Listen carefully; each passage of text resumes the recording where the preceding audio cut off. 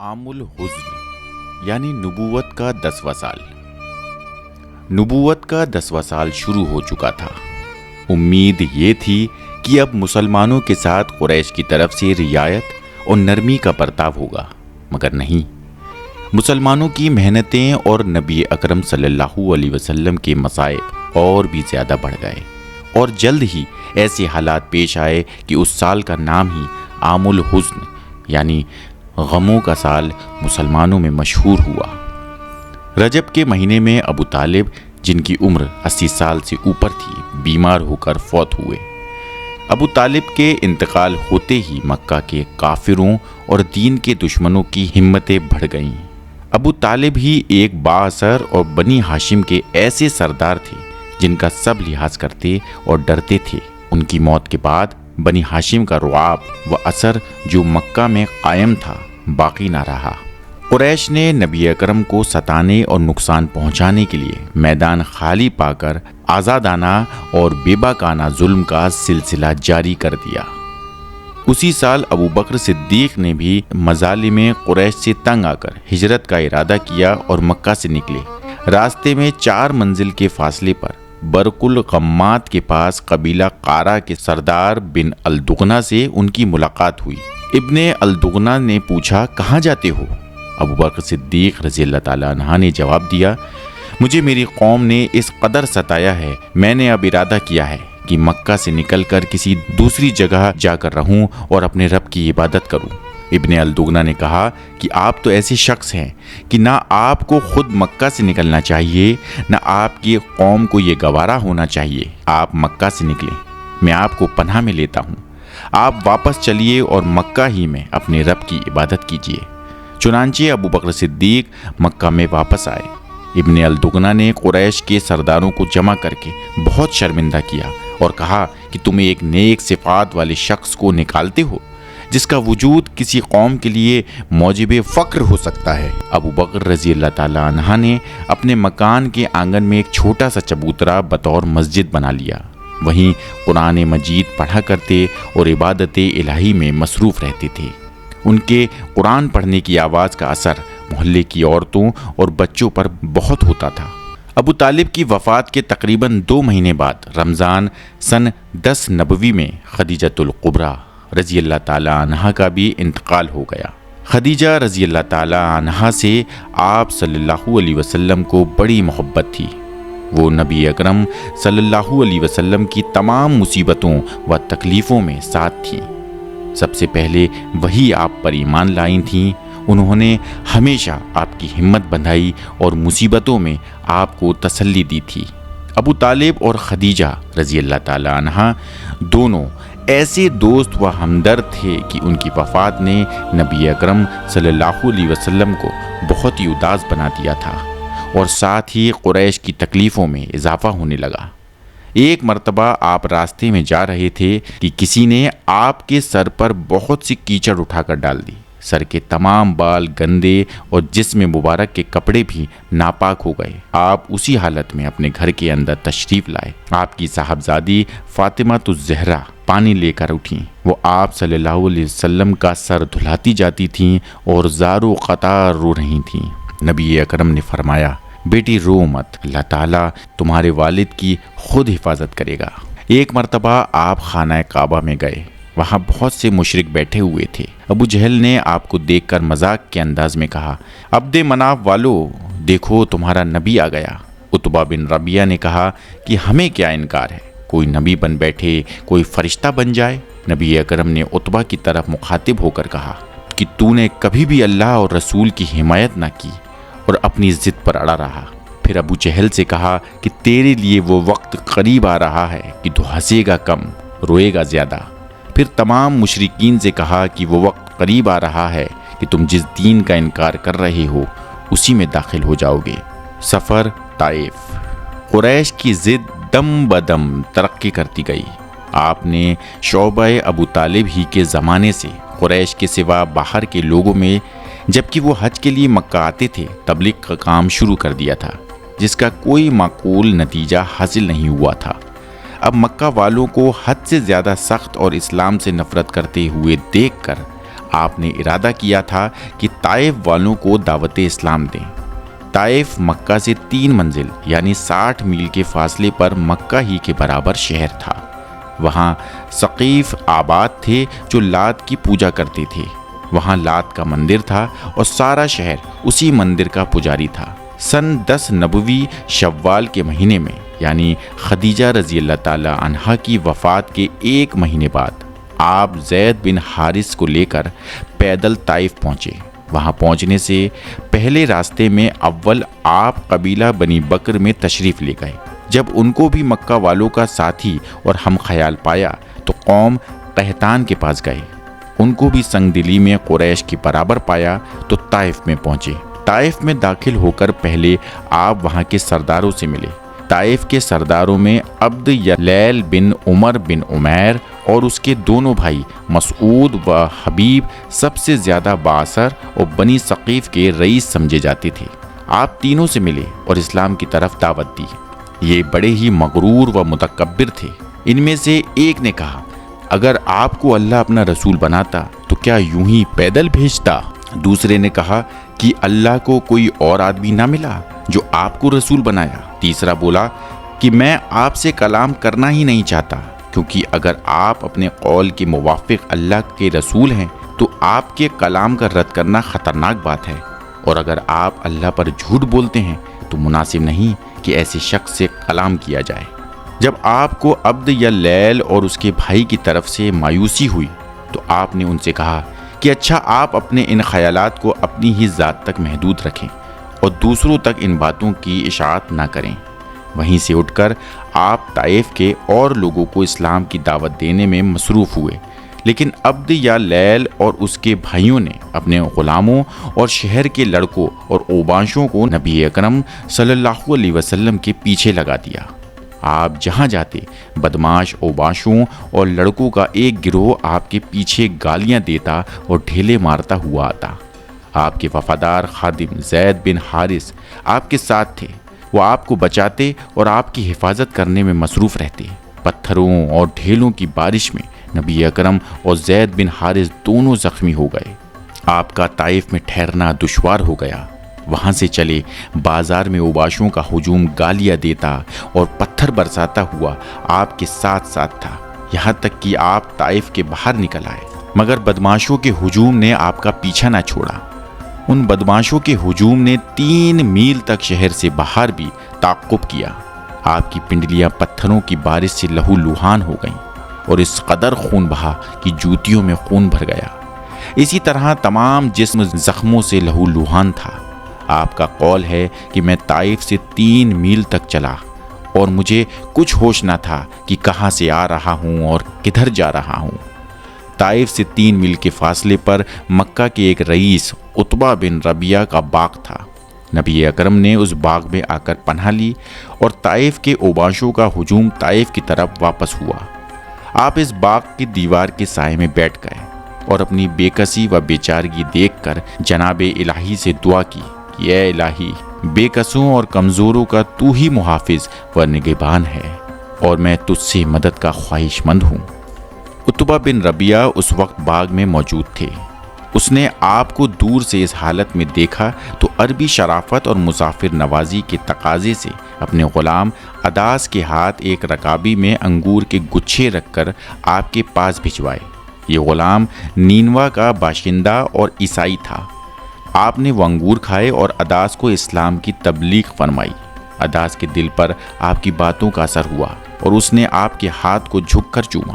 عتبہ نے دور سے غلام کی اس حرکت کو دیکھا۔ جب عداس واپس آیا تو عتبہ نے اس سے کہا کہ اس شخص کی باتوں میں نہ آ جانا، اس سے تو تیرا ہی دین بہتر ہے۔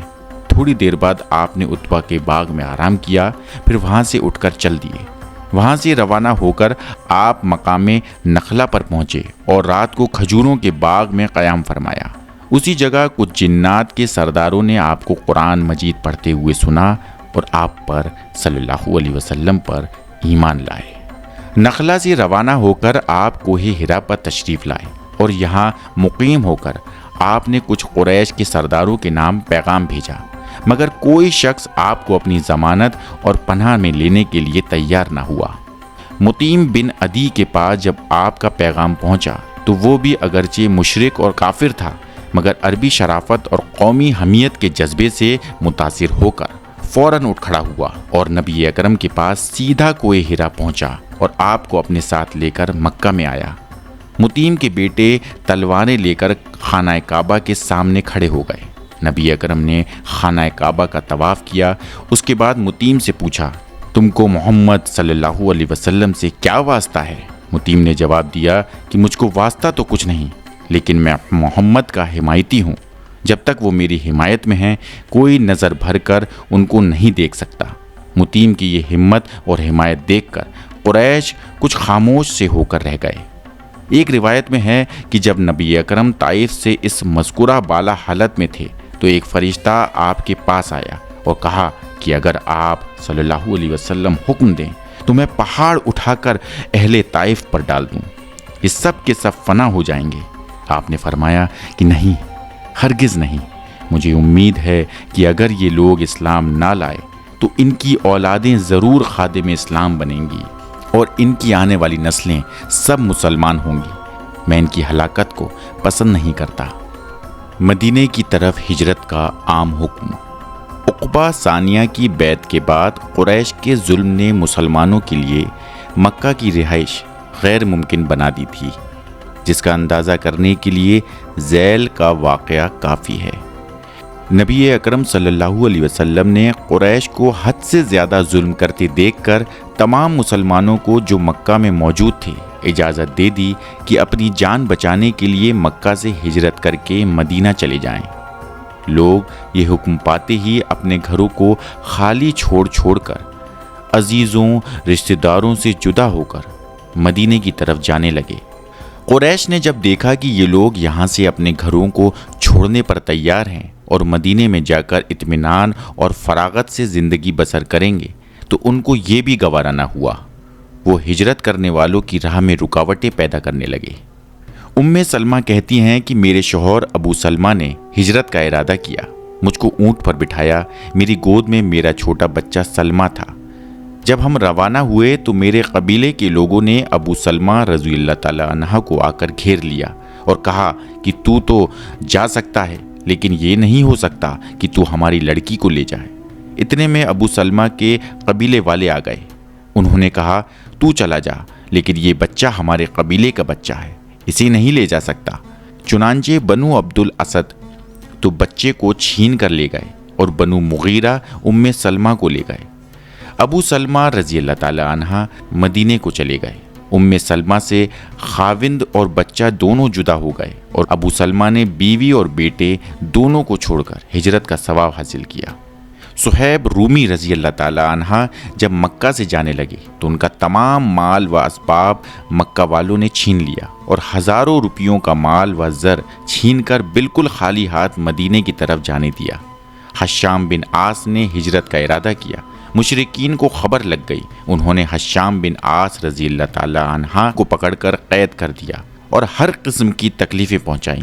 عباس رضی اللہ تعالی عنہ ہجرت کر مدینہ جا پہنچے۔ ابو جہل ان کے پیچھے وہیں پہنچا اور دھوکہ دے کر مکہ لے آیا اور یہاں لا کر قید کر دیا۔ غرض اس قسم کی رکاوٹوں کے باوجود ایک دو کر کے بہت سے مسلمان ہجرت کر مدینہ پہنچ گئے۔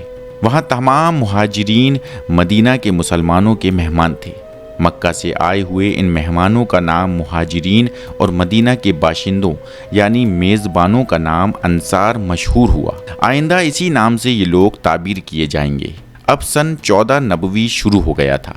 مکہ میں صرف نبی اکرم صلی اللہ علیہ وسلم، ابو بکر صدیق، علی رضی اللہ تعالی عنہ اور ان کے اہل و عیال باقی رہ گئے تھے، یا چند نہایت ہی کمزور ضعیف لوگ جو ہجرت کی طاقت نہ رکھتے تھے باقی تھے، ورنہ تمام مسلمان مکہ سے ہجرت کر چکے تھے اور مکہ میں بہت سے گھر جن میں مسلمان آباد تھے خالی پڑے ہوئے تھے۔ نبی اکرم صلی اللہ علیہ وسلم نے ابھی تک ہجرت کا ارادہ نہیں فرمایا تھا کیونکہ اجازت و حکم الہی کے منتظر تھے۔ ابو بکر صدیق کو آپ نے اپنے ساتھ سفر میں لے جانے کے لیے روک لیا تھا علی رضی اللہ تعالی عنہ بھی آپ کے حکم اور اجازت کے لیے رکے تھے۔ قریش نے جب دیکھا کہ مسلمان ایک ایک کر کے سب نکل گئے اور مدینے میں مسلمانوں کی معقول تعداد فراہم و مہیا ہو چکی تھی، جس کی طاقت اور خطرے سے انکار نہیں کیا جا سکتا تھا، تو ان کو اپنی مستقبل کی فکر پیدا ہوئی اور ان کو نمایاں طور پر نظر آنے لگا کہ ہماری عزت اور حیات کی حفاظت اسی پر ہے کہ اسلام کا خاتمہ مکمل طور پر کیا جائے۔ چونکہ مکہ سے نبی اکرم صلی اللہ علیہ وسلم کی جماعت کے تقریباً سب لوگ جا چکے تھے اور آپ تنہا رہ گئے تھے، لہٰذا ان کے لیے اس فیصلے پر پہنچنا بہت ہی آسان تھا کہ اس دین کے بانی کا خاتمہ کر دینا نہایت ضروری ہے، اور اس کام میں غفلت کرنا خطرے سے خالی نہیں، کیونکہ اگر محمد صلی اللہ علیہ وسلم بھی مکہ سے نکل گئے اور مدینہ میں اپنی جماعت سے جا ملے، اس نئے مذہب کے خطرے کا مقابلہ کرنا بہت دشوار ہوگا۔ یہ خیالات قریش کے ہر شخص کے زبان اور دماغ میں پیدا ہوتے تھے، حتیٰ کہ مکہ کی فضا میں ان خونی خیالات نے تمام قبائل قریش کے بڑے بڑے سردار دارالندوہ میں اسی مسئلے پر غور و خوض کے لیے جمع ہوئے۔ اس اجلاس میں قریش کے مشہور اور قابل تذکرہ سردار یہ تھے: ابو جہل بن ہشام، بنیا پسر حجاج ابو البختری بن ہشام۔ ان قابل تذکرہ لوگوں کے علاوہ اور بھی بہت سے سردار اس مجلس میں شریک تھے۔ ایک بہت تجربہ کار بوڑھا شیطان نزد کا باشندہ بھی اس اجلاس میں شریک ہوا۔ یہی شیخ نزد اس اجلاس کا صدر بھی تھا۔ اس پر تو سب کا اتفاق تھا کہ نبی اکرم صلی اللہ علیہ وسلم کی ذات مبارک ہی تمام آنے والے خطرے کی اصل بنیاد ہے، لہٰذا زیر بحث مسئلہ یہ تھا کہ آپ کے ساتھ کیا برتاؤ کیا جائے۔ ایک شخص نے کہا کہ محمد صلی اللہ علیہ وسلم کو پکڑ کر زنجیروں سے جکڑ دو اور ایک کوٹری میں بند کر دیں کہ وہیں جسمانی اور بھوک پیاس کی تکلیف سے ہلاک ہو جائیں۔ شیخ نزد نے کہا کہ یہ رائے اچھی نہیں، کیونکہ اس کے رشتہ دار اور پیروکار سن کر اس کو چھڑانے کی کوشش کریں گے اور فساد بڑھ جائے گا۔ دوسرے شخص نے اپنی رائے اس طرح بیان کی کہ محمد صلی اللہ علیہ وسلم کو مکہ سے جلا وطن کر دو اور پھر مکہ میں داخل نہ ہونے دو۔ اس رائے کو بھی شیخ نزد نے رد کر دیا۔ غرض اسی طرح اس جلسے میں تھوڑی تھوڑی دیر میں الگ طرح کی رائے اور مشورے آنے لگے اور شیخ نزد ان سبھی مشوروں کو رد کرتا گیا۔ آخر کار ابو جہل بولا کہ میری رائے یہ ہے کہ ہر ایک قبیلے سے ایک ایک تلوار چلانے والے کو چنا جائے۔ یہ تمام لوگ محمد صلی اللہ علیہ وسلم کو گھیر کر ایک ساتھ وار کریں گے اور اس طرح قتل کا کام انجام پذیر ہوگا تو محمد کا خون تمام قبائل پر تقسیم ہو جائے گا صلی اللہ علیہ وسلم۔ بنو ہاشم تمام قبائل قریش کا مقابلہ نہیں کر سکتے، لہٰذا وہ بجائے قصاص کے دیت قبول کریں گے اور دیت بڑی آسانی سے سب مل کر ادا کر دیں گے۔ ابو جہل کی اس رائے کو شیخ نزد نے بہت پسند کیا اور تمام جلسے نے اتفاق رائے سے اس ریزولوشن کو پاس کیا۔ ادھر دارالندوہ میں یہ مشورہ ہو رہا تھا، ادھر نبی اکرم صلی اللہ علیہ وسلم کو اللہ تعالیٰ نے بذریعہ وحی کفار کے تمام مشوروں کی خبر دی اور ہجرت کا حکم نازل فرمایا۔ نبی اکرم کو اللہ تعالیٰ کی طرف سے ہجرت کا حکم مل گیا تو آپ ٹھیک دوپہر کے وقت، جبکہ سب لوگ اپنے اپنے گھروں میں گرمی کے موسم کی دھوپ اور لو سے پناہ لینے کے لیے چھپتے ہوتے ہیں، راستے آنے جانے والوں سے خالی ہوتا ہے، ابو بکر صدیق کے مکان پر پہنچے۔ چونکہ خلاف معمول دوپہر کے اس وقت تشریف لائے تو لہٰذا ابو بکر صدیق کو فوراً شبہ ہوا کہ ضرور ہجرت کا حکم نازل ہو گیا ہے۔ آپ نے پہلے یہ پوچھا کہ گھر میں کوئی غیر آدمی تو نہیں۔ جب اطمینان ہوا کہ ابو بکر صدیق اور ان کی دونوں بیٹیاں آسماء اور عائشہ رضی اللہ تعالیٰ عنہا کے سوا اور کوئی نہیں ہے تو آپ نے فرمایا کہ یثرب کی طرف ہجرت کا حکم نازل ہو گیا ہے۔ ابو بکر صدیق نے پوچھا سفر کا دوست کون ہوگا؟ آپ نے فرمایا کہ تم میرے رفیق سفر ہوگے۔ یہ سن کر جوش مسرت سے ابو بکر صدیق کے آنسو ٹپ ٹپ کر کے گرنے لگے۔ انہوں نے فرمایا کہ یا رسول اللہ، میں نے 2 اونٹنیاں پہلے ہی خرید لیں اور خوب کھلا پلا کر موٹی اور تازی کر رکھی ہیں، ان میں سے ایک آپ کی نذر کرتا ہوں۔ آپ نے فرمایا میں اس اونٹنی کو قیمتاً لوں گا۔ चुनांचे आपने उसकी कीमत अदा फरमाई और अबू बकर सिद्दीक को वो कीमत लेनी पड़ी। उसी वक्त से हिजरत की तैयारी शुरू हो गई। अस्मा बिनते अबू बकर सिद्दीक ने खाने पीने का सामान दुरुस्त किया। आयशा रज़ी अल्लाह ताला अन्हा की उम्र उस वक्त छोटी थी। आप उसी वक्त अबू बकर सिद्दीक को खबर देकर अपने मकान पर वापस तशरीफ़ ले आए। अब जो आने वाली रात थी, उसी रात में मुशरिकों का इरादा था कि आपको गुज़श्ता शब की करारदाद के मुताबिक कत्ल किया जाए। चुनांचे उन्होंने शाम ही से आकर आपके मकान को घेर लिया और इस इंतज़ार में रहे कि जब आप रात के वक्त नमाज पढ़ने के इरादे से बाहर निकलें, आप पर हमला आवर हों। आपने वही इलाही के मुताबिक अली को अपने बिस्तर पर सुला दिया और अपनी चादर उन पर डाल दी। अमानतें जो अहले मक्का की आपके पास थीं, वो भी अली रज़ी अल्लाह ताला अन्हा के सुपुर्द करके समझा दिया कि सुबह उठकर ये अमानतें उनके मालिकों के पास पहुंचा देना। उसके बाद आप भी मदीने की तरफ आ जाना।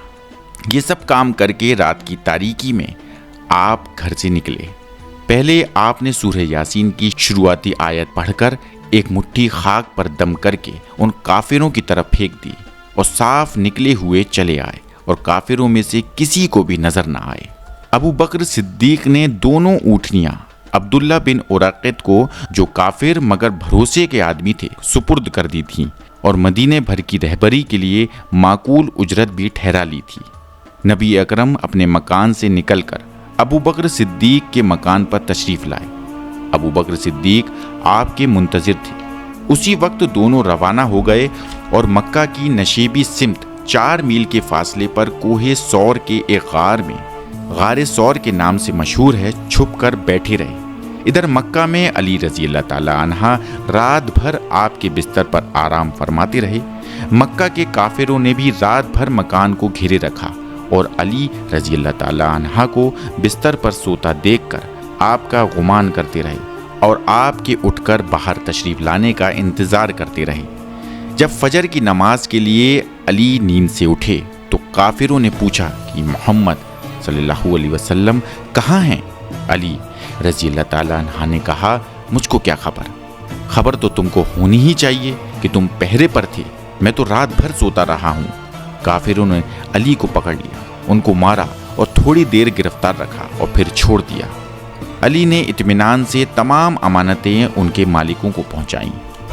इस जगह पर यह बात ख़ास तौर से तवज्जो के काबिल है कि काफिर आपकी जान के दर पे थे, मगर आपकी दियानत व अमानत पर उनको इस कदर भरोसा था कि अपनी कीमती चीज़ें, जेवरात, चांदी, सोना सब आप ही के पास अमानत रख जाते थे। आपने मक्का से रुखसत होते वक्त भी अमानतदारी को इस एहतियात से मलहूज़ रखा कि अपने चचाजाद भाई को, जो बेटे की तरह आप ही के पास रहते थे, सिर्फ इसलिए छोड़ गए कि अमानतें उनके मालिकों के पास एहतियात के साथ पहुंचा दी जाएं। काफिरों की टोली अली रज़ी अल्लाह ताला अन्हा को छोड़कर सीधे अबू बकर सिद्दीक के घर पहुंची।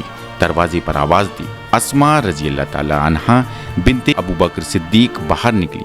अबू जहल ने पूछा, ए लड़की, तुम्हारा बाप कहाँ है? बोली कि मुझे खबर नहीं। ये सुनकर उसने ज़ोर से तमाचा मारा कि आपके कान की बाली नीचे गिर गई। उसके बाद काफिरों ने पूरे मक्का में चारों तरफ आपकी तलाश में दौड़े दौड़े फिरने लगे, कहीं कोई पता न चला। बिलाखिर उन्होंने ऐलान किया कि जो कोई भी मोहम्मद सल्लल्लाहु अलैहि वसल्लम को जिंदा या मुर्दा गिरफ्तार करके लाएगा, उसको 100 ऊँट इनाम में दिए जाएंगे। इस इनामी इश्तिहार को सुनकर बहुत से लोग मक्का के चारों तरफ दूर दूर तक निकल पड़े। रात की तारीकी में दोनों गारे सौर के करीब पहुंच गए तो नबी अकरम सल्लल्लाहु अलैहि वसल्लम को बाहर छोड़कर पहले अबू बकर सिद्दीक इस गार में दाखिल हुए, उसको अंदर से साफ किया। उसके अंदर जहाँ जहाँ सुराख थे उनको टटोल कर उनमें अपने बदन के कपड़े फाड़ फाड़ कर रखे। इस तरह तमाम सुराख बंद करके फिर नबी अकरम को अंदर ले आए। ये दोनों 3 दिन और 3 रातें गार में छुपे रहे। कुरैश के बड़े बड़े सरदार इनामी इश्तिहार मुश्तहिर करके खुद भी सुराग रसानों के साथ लेकर नक्श कदम का सुराग लेते हुए गारे सौर के मुंह तक पहुंच गए। उनके साथ ही सुराग रसानों ने कहा कि बस इससे आगे सुराग नहीं चलता, मोहम्मद सल्लल्लाहु अलैहि वसल्लम यहीं किसी जगह छुपे हैं या फिर यहाँ से आसमान पर उड़ गए हैं। किसी ने कहा कि इस गार के अंदर भी तो जाकर देखो। दूसरा बोला, ایسے تاریک اور خطرناک غار میں انسان داخل نہیں ہو سکتا، ہم اسے مدت سے اسی طرح دیکھتے آئے ہیں۔ تیسرے نے کہا، دیکھو اس کے منہ پر مکڑی کا جالا تنا ہوا ہے، اگر کوئی شخص اس کے اندر داخل ہوتا تو جالا سلامت نہیں رہ سکتا تھا۔ اس کے بعد سب کو اطمینان ہو گیا اور اس غار کی طرف کوئی نہ بڑھا۔ یہ کفار غار اس قدر قریب پہنچ گئے تھے کہ اندر سے ان کے پاؤں نبی اکرم اور ابو بکر صدیق کو نظر آ رہی تھی اور ان کی باتوں کی آوازیں بھی سنائی دے رہی تھیں۔ ایسی خطرناک حالت میں ابو بکر صدیق نے کہا، اے اللہ کے رسول، کفار تو یہاں پہنچ گئے۔ آپ نے فرمایا، متعلق خوف نہ کر، اللہ تعالیٰ ہمارے ساتھ ہے۔ پھر فرمایا، تم نے ان دونوں کو کیا سمجھا ہے جن کے ساتھ تیسرا اللہ ہے؟ کفار اپنی تلاش و جستجو میں خائب و خاسر اور نامراد ہو کر واپس چلے گئے۔ دھیرے دھیرے 3 دن کے بعد تھک کر اور مایوس ہو کر بیٹھے رہے۔ ابو بکر صدیق نے اپنے بیٹے عبداللہ بن ابی بکر کو پہلے ہی سے ہدایت کر دی تھی کہ کفار کے تمام حالات اور دن بھر کے تمام کارروائیوں سے رات کے وقت آ کر خبر دے دیا کریں۔ اسی طرح اپنے غلام عامر بن فہیرہ رضی اللہ تعالی عنہ کو حکم دے دیا تھا، بکریوں کو دن بھر ادھر ادھر چراتے پھرا کرو اور رات کے وقت اس ریوڑ کو غار ثور کے قریب چراتے ہوئے لے آیا کرو۔ اسما بنت ابی بکر کے سپرد یہ خدمت تھی کہ کھانا تیار کر کے رات کے وقت احتیاط کے ساتھ غار نشینوں کو پہنچا دیا کریں۔ عبداللہ اور اسما دونوں بھائی بہن اپنے فرائض انجام دے کر واپس چلے جاتے تو عامر بن فہیرہ بکریوں کا دودھ غار نشینوں کو پلا کر بکریوں کا ریوڑ کچھ رات گئے لے کر مکہ میں داخل ہوتے اور اس طرح عبداللہ اور اسما کے قدموں کے نشان ریوڑ سے مٹ جاتے۔ اب یہ معلوم ہو گیا کہ مکہ والوں کا جوش و خروش ٹھنڈا ہو گیا تو عبداللہ بن اراقط کے پاس خبر بھیجی کہ حسب وعدہ اونٹنیاں لے کر کوہ ثور کے دامن میں آ جاؤ۔ اس جگہ عبداللہ بن ابی بکر، اسما بنت ابی بکر، عامر بن فہیرہ کی انتہائی رازداری کی چاہے داد نہ دو، کیونکہ ان سب کے ابو بکر صدیق سے نہایت قوی اور قریبی تعلقات تھے۔ لیکن عبداللہ بن اراقط مسلمان بھی نہ تھے، محض ایک اجیر تھا۔ اس شخص کی رازداری، ضبط و تحمل اور پاس عہد کا تصور کرنے سے پہلے عرب کی حمیت اور قومی شرافت کی بے اختیار داد دینی پڑتی ہے۔ عبداللہ بن اراقط دونوں اونٹنیاں لے کر غار ثور کے نزدیک دامن ثور میں رات کے وقت کی یہ ماہ ربیع الاول کی چاندنی رات تھی آ پہنچا۔ اسما بنت ابی بکر سفر کے لیے ستو اور کھانا وغیرہ لے کر آ گئیں۔ ابو بکر صدیق اور نبی اکرم غار ثور سے نکلے۔ ایک اونٹنی پر نبی اکرم سوار ہوئے، اس اونٹنی کا نام القصوہ تھا۔ دوسری پر ابو بکر صدیق اور ان کے خادم عامر بن فہیرہ دونوں سوار ہوئے۔ عبداللہ بن اراقط جو دلیر راہ تھے اپنے اونٹ پر سوار ہوا اور یہ 4 آدمیوں کا قافلہ مدینے کی طرف عام راستے سے بچتا ہوا روانہ ہوا، کیونکہ ابھی تک تعقب کا اندیشہ باقی تھا۔ نبی اکرم صلی اللہ علیہ وسلم نے القصوہ پر سوار ہو کر روانگی سے پہلے مکہ کی طرف دیکھا اور حسرت کے ساتھ فرمایا کہ مکہ، تو مجھے تمام شہروں سے زیادہ عزیز ہے، مگر تیرے رہنے والوں نے مجھے یہاں رہنے نہیں دیا۔ ابو بکر صدیق رضی اللہ تعالی عنہ نے فرمایا، ان لوگوں نے اپنے نبی کو نکالا ہے، اب یہ لوگ ہلاک ہو جائیں گے۔ اسی وقت یہ آیت نازل ہوئی، جن مسلمانوں سے خواہ خواہ کی لڑائی کی جاتی ہے ان کو اجازت ہے کہ وہ بھی لڑیں، کیونکہ ان پر ظلم ہو رہا ہے اور اللہ ان کی مدد کرے گا، وہ یقیناً ان کی مدد پر قادر ہے۔ اس جگہ غور کرنے کا مقام ہے کہ اب تک جس قدر مسلمان ہوئے ہیں وہ کن حالات میں اور کس طرح اسلام کی صداقت سے متاثر ہو کر انہوں نے کیسی کیسی روح فرساں اور کوہ شکن مصیبتوں کا مقابلہ کیا ہے۔ کیا مسلمانوں کی نسبت یہ گمان کیا جا سکتا ہے کہ یہ لالچ تھا یا پھر خوف کے ذریعے سے مسلمان کیے گئے تھے؟ نہیں، ہرگز نہیں۔ اب اس آیت کے نازل ہونے کے بعد وہ زمانہ شروع ہوتا ہے جبکہ شریروں اور کلمہ حق کی اشاعت کو روکنے کے لیے قتل و غارت سے باز نہ آنے والوں کو سزا دینے اور اشاعت حق کی راہ سے رکاوٹوں کو دور کرنے کی اجازت مل گئی ہے۔ اب آئندہ بھی غور کرتے جاؤ، اس بات کو ذہن نشین رکھو کہ کس طرح لوگ اسلام میں داخل ہوتے ہیں۔ یہ مختصر قافلہ رات کے پہلے ہی حصے میں روانہ ہو گیا اور اگلے دن ربیع الاول سن 14 نبوی کے سہ پہر تک گرم سفر رہا۔ سہ پہر کے قریب خیمے ام معبد پر پہنچے۔ یہ بوڑھی عورت قوم خزاعہ سے تھیں اور مسافروں کو پانی وغیرہ پلا دیتی تھیں۔ یہاں آپ نے بکری کا دودھ پی کر اور تھوڑی دیر آرام فرما کر پھر روانگی کا حکم دیا۔ یہاں سے تھوڑی دور چلے ہوں گے کہ پیچھے سے سراقہ بن مالک آپ کا پیچھا کرتا ہوا آ پہنچا۔ سراقہ بن مالک بن جاشم قریش مکہ میں ایک مشہور بہادر جنگجو شخص تھا۔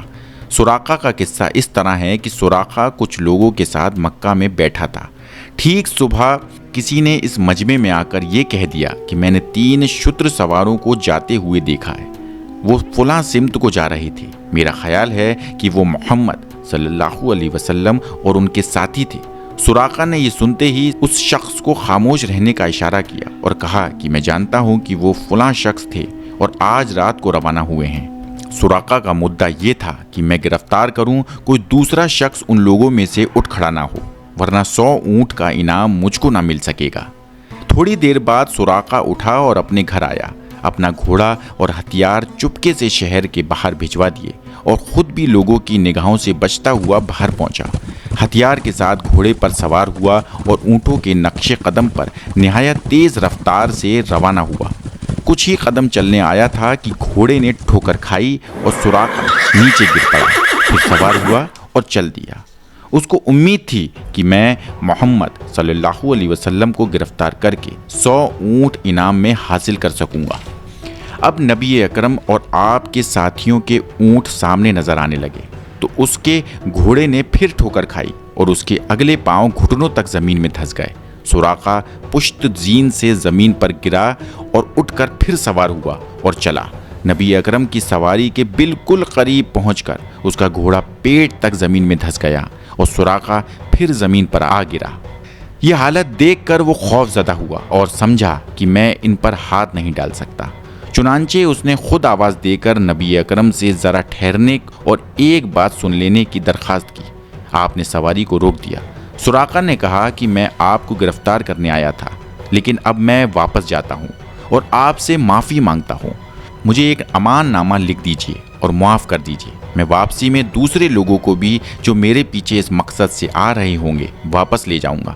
تو چنانچہ آپ کے حکم سے ابو بکر صدیق نے یا ان کے خادم عامر بن فہیرہ نے اونٹ پر بیٹھے ہی بیٹھے ایک تحریر لکھ کر اس کی طرف ڈال دی اور وہ اس تحریر کو لے کر مکہ کی طرف واپس ہوا۔ غار ثور یعنی نشیبی مکہ سے روانہ ہو کر عبداللہ بن ارقط آپ کو ساحل سمندر کی جانب سے لے کر چلا۔ مقام اسقان سے ادھر تھوڑی دور عام راستہ طے کر کے مقام اموج کے زیر جانب مقام قدید تک سفر کرتا رہا، پھر عام راستے کو کاٹ کر خزار کے میدان میں مقام قدید تک سفر کرتے رہی۔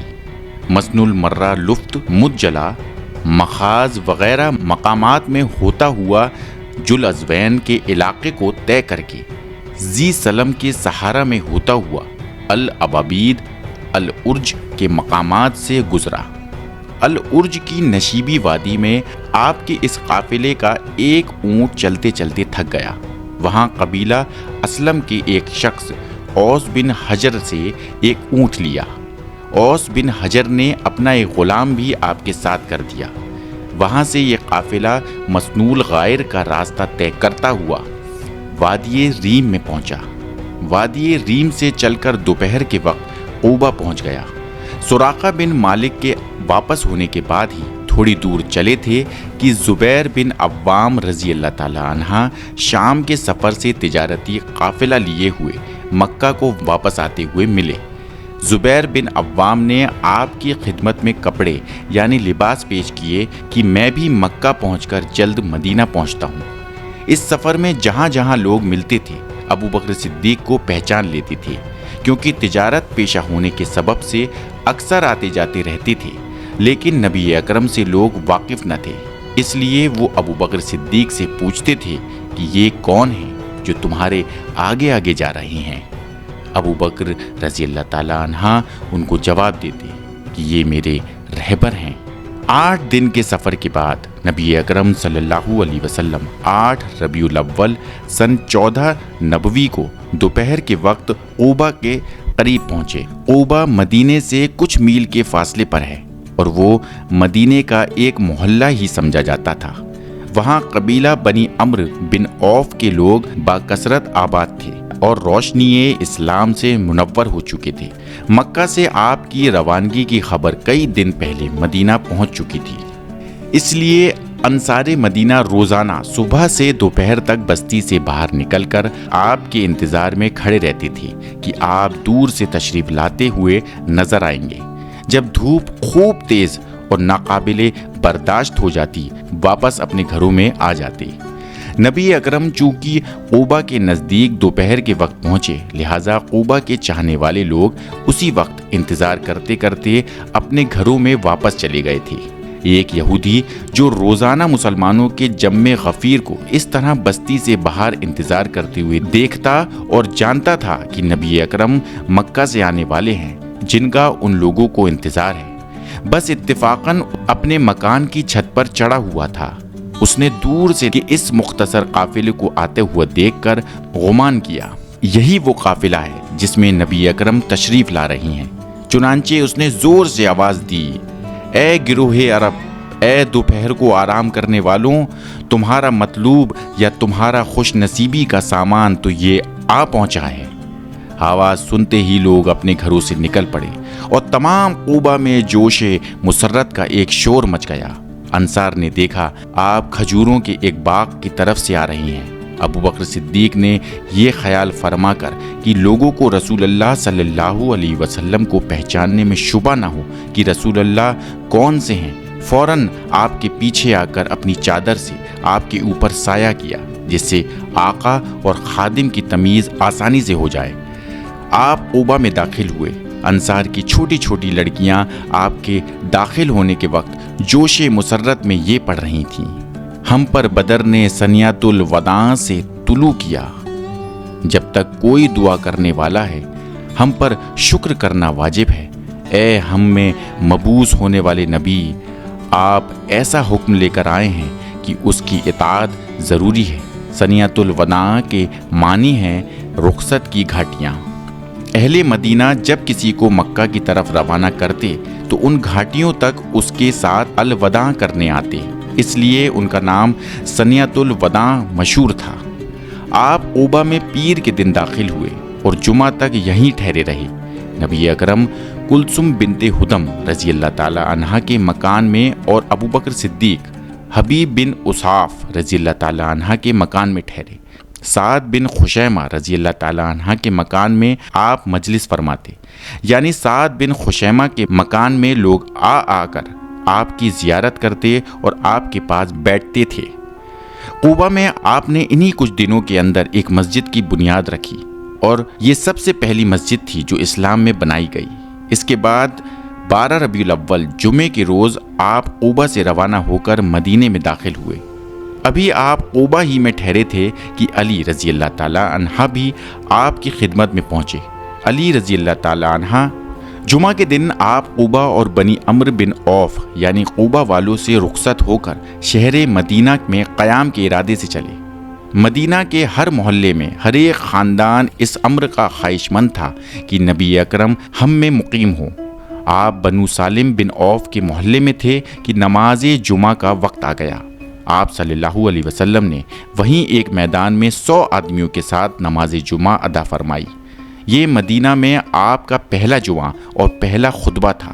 نماز جمعہ پڑھ کر آپ اپنی اونٹنی پر سوار ہو گئے۔ قبیلہ بنو سالم بن عوف کے لوگوں نے آ کر آپ کی اونٹنی کی مہار پکڑ لی، آپ کو اپنے یہاں ٹھہرانا چاہا۔ دوسرے قبیلوں اور دوسرے محلوں کے لوگوں نے بھی اپنے یہاں جانے کا اصرار کیا اور اس طرح بحث و تکرار شروع ہوئی۔ نبی اکرم نے فرمایا، میری ناقہ کو نہ روکو، اس کی مہار چھوڑ دو، اس کو اللہ تعالیٰ کی طرف سے حکم ملا ہوا ہے، جہاں میری ناقہ بیٹھ جائے گی میں وہیں ٹھہروں گا۔ چنانچہ ناقہ چلنے لگی۔ تمام انصار و مہاجرین ناقہ کے آگے پیچھے دائیں بائیں ساتھ ساتھ چلتے۔ آپ نے مہار بالکل ڈھیلی چھوڑ دی اور ناقہ اپنی خوشی سے آہستہ آہستہ چلتی رہی۔ سب کی نگاہیں ناقہ کی طرف تھیں کہ دیکھیں یہ کہاں بیٹھتی ہے۔ چلتے چلتے ناقہ جب قبیلہ بنو بیاضہ کے محلے میں پہنچی تو اس قبیلہ کے سردار زیاد بن لبید اور عروہ بن عمر نے آگے بڑھ کر ناقہ کی مہار پکڑنی چاہی۔ آپ نے فرمایا، اسے چھوڑ دو، اس کو حکم ملا ہوا ہے۔ اس کے بعد ناقہ بنو ساعدہ کے محلے میں پہنچی۔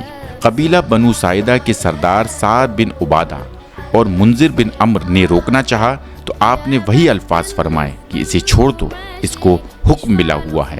اس کے بعد اونٹنی قبیلہ بنو الحارث بن الخزرج کے محلے میں پہنچی۔ یہاں سعد بن الربی، خارجہ بن زید، عبداللہ بن رواحہ نے روکنا چاہا، ان کو بھی یہی حکم ملا۔ وہاں سے روانہ ہو کر ناقہ بنو عدی بن النجار کے محلے میں پہنچی۔ ان لوگوں میں چونکہ عبد المطلب کی ننیال تھی، اس لیے ان کو بڑا دعویٰ تھا کہ عبد المطلب کی ماں سلمہ بن عمرو ہمارے قبیلے کی لڑکی تھی، لہٰذا نبی اکرم صلی اللہ علیہ وسلم ہم میں قیام فرمائیں گے۔ چنانچہ سلید بن قیس رضی اللہ تعالی عنہ اور اسیرہ بن ابی خارجہ سرداران بنو عدی نے آگے بڑھ کر ناقہ کی مہر پکڑی۔ ان کو بھی وہی جواب ملا کہ ناقہ کا راستہ چھوڑ دو، اس کو اللہ تعالیٰ کا حکم ملا ہوا ہے۔ یہاں تک کہ ناقہ بنو مالک بن النجار کے محلے میں جا کر ایک غیر آباد افتادہ زمین میں بیٹھ گئی اور فوراً پھر کھڑی ہو گئی۔ کھڑی ہو کر پھر کچھ دور چلی، چل کر خود بخود پھر لوٹی اور ٹھیک اسی جگہ جہاں پہلے بیٹھی تھی واپس آئی اور بیٹھ گئی۔ اب کی مرتبہ اونٹنی نے بیٹھ کر جھرجھری لی، گردن نیچے ڈال دی اور دم ہلانے لگی۔ آپ اس پر سے اتر آئے۔ اس افتادہ زمین کے قریب ابو ایوب خالد بن زید انصاری کا مکان تھا۔ وہ خوشی خوشی نبی اکرم کا اسباب اٹھا کر اپنے مکان میں لے گئے اور آپ نے انہی کے یہاں قیام فرمایا۔ یہ افتادہ زمین سہیل و سہیل دو یتیم لڑکوں کی ملکیت تھی، جس میں کھجور کے کچھ درخت کھڑے تھے اور کچھ قبریں مشرکین کی تھیں، اور 4 پایوں کا ریوڑ بھی اس جگہ آ کر بیٹھا کرتا تھا۔ آپ نے فرمایا، یہ جگہ کس کی ملکیت ہے؟ معاذ بن افرا رضی اللہ تعالی عنہ نے عرض کیا کہ میرے رشتہ دار 2 یتیم لڑکے اس زمین کے مالک ہیں اور میرے ہی پاس پرورش پا رہے ہیں، میں ان کو رضامند کر لوں گا۔ آپ یہاں شوق سے مسجد بنائیں۔ آپ نے فرمایا کہ ہم اس کو قیمتاً خریدنا چاہتے ہیں، بلا قیمت نہ لیں گے۔ چنانچہ ابو بکر صدیق نے اسی وقت اس زمین کی قیمت ادا کر دی۔ نبی اکرم کے حکم کے مطابق کھجور کے درخت کاٹ دیے گئے، مشرکین کی قبریں ہموار کر دی گئیں اور مسجد کی تعمیر کا کام شروع ہو گیا۔ نبی اکرم خود مسجد کی تعمیر کے کام میں مصروف ہوتے تھے۔ مہاجرین و انصار بڑی خوشی اور جوش و شوق کے ساتھ اس کام میں لگے رہتے تھے۔ مسجد کی دیواریں پتھر اور گارے سے بنائی گئیں، چھت کھجور، لکڑی اور کھجور کے پتوں سے بنائی گئی۔ جب تک مسجد اور اس کے قریب نبی اکرم کے لیے مکان تیار ہوا، اس وقت تک نبی اکرم ابو ایوب انصاری کے مکان میں ٹھہرے اور انہی کے مہمان رہے۔ یہ وہی ابو ایوب انصاری ہیں جن کی قبر قسطنطنیہ میں موجود ہے۔ یہ 48 ہجری میں امیر معاویہ رضی اللہ تعالی عنہ کے عہد خلافت میں محاصرہ قسطنطنیہ کے وقت شہید ہوئے تھے۔ نبی اکرم 11 مہینے اور کچھ روز ابو ایوب انصاری کے مکان میں رہے۔ نبی اکرم کے زمانے کی بنی ہوئی یہ مسجد عمر رضی اللہ تعالی عنہ کے عہد خلافت تک اسی حالت میں رہی۔ عمر رضی اللہ تعالی عنہ نے اس کو چوڑا کیا۔ عثمان رضی اللہ تعالی عنہ نے اپنے عہد خلافت میں اس کی دیواروں کو پختہ بنایا۔ اس کے بعد ولید بن عبد المالک کے زمانے میں یہ اور زیادہ چوڑی ہو گئی اور آپ کی بیویوں کے مکانوں کو بھی اس میں داخل کیا گیا۔ مامون الرشید عباسی نے اس کو خوب آراستہ و پیراستہ کیا۔ نبی اکرم ابھی ابو ایوب انصاری رضی اللہ تعالی عنہ ہی کے مکان میں تشریف فرما تھے کہ آپ نے زید بن حارث اور ابو رافع کو بھیج کر فاطمہ، ام کلثوم، سودا بن زماں، اسامہ بن زید، ان کی والدہ ام ایمن رضی اللہ تعالی عنہما کو بلوایا۔ انہی کے ساتھ عبداللہ بن ابی بکر رضی اللہ تعالی عنہ بھی اپنے عزیزوں سمیت چلے آئے۔ طلحہ بن عبید اللہ بھی انہی کے ساتھ تشریف لے آئے۔ ان سب کے آنے پر نبی اکرم اپنے نئے مکان میں تشریف لے آئے۔